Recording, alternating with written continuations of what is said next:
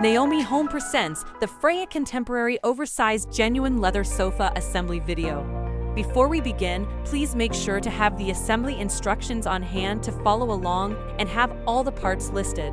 This leather sofa comes as shown with solid hardwood frame and chic squared arms create a statement piece for your living space. To get started, attach 2 legs onto each armrest using 2 screws per leg. Next, install the middle leg onto the base. Hammer in the leg protectors. Now connect the base onto the back. Once the base and the back are connected, connect both armrests onto the sides. Finally, remove packaging fabric from the back of the cushions and place onto the base and the back. And there you have it, your Freya Contemporary Oversized Genuine Leather Sofa is complete and ready for use.